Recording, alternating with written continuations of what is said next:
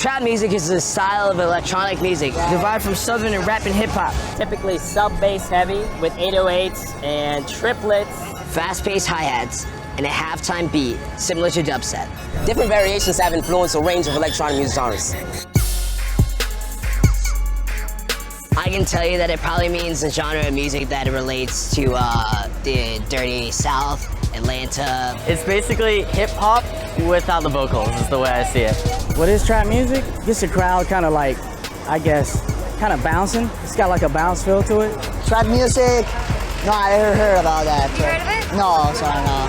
It's all about the drop. If you think about trap, it's build up, drop, build up, drop. So these crazy fast hi-hat triplets, they are the hallmark of the trap sound. A sound that's been steadily working its way from the Atlanta streets into the mainstream for nearly 2 decades. Nare and I are gonna try to make a beat inspired by the trap sound. But first, where did it come from? Today, T.I. and Gucci Mane are both claiming to be fathers of the genre. And no disrespect to the 2 major innovators of trap music, but trap's roots actually go back further to the mid-90s. That's when the term trap really started showing up in hip-hop lyrics. The word was popularized in Atlanta as slang for a place where drug deals go down. It's about a lifestyle where you are dealing drugs, and it's a trap, right? That you can't really get out of it, or you can go to jail or something like that. References to the trap as a place started appearing in music by many Atlanta rappers. For instance, the 1995 song Thought Process by Goody Mob.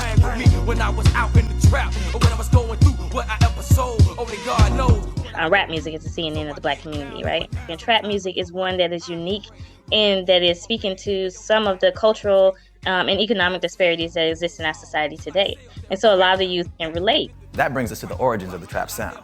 And those roots extend even further back into the 80s with the invention of an instrument that had a massive impact on hip hop, dance music, and pop music, the Roland TR-808. When the 808 was released in 1980, it instantly stood out, but not in a good way. Instead of using pre-recorded samples of actual drums to create sounds, the 808 tried to mimic real drums with synthesized, electronically produced beats. Imagine a robot describing what a drum sounds like. Oh, that sweet, sweet, juicy boom. Most producers in the early 1980s did not like the strange, synthy sounds. That's when a stockpile of 808s invaded neighborhood thrift stores, and soon, young creatives found a cheap way to experiment with new sounds. Eventually, the 808 became standard gear for any hopeful hip-hop producer.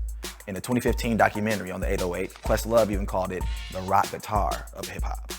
Here it is, the Roland TR-808.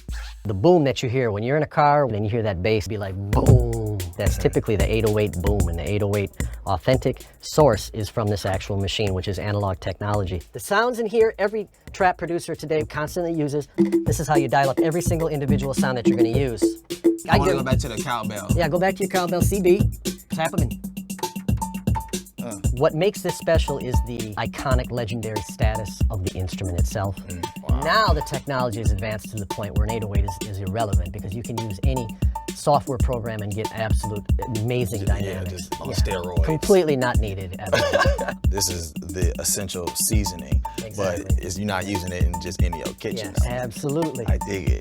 The 808 was crucial to creating crunk in Memphis and bounce in New Orleans, forerunners to the trap sound. You can hear the electronic hi-hats on Juvenile's 1998 album, 400 Degrees.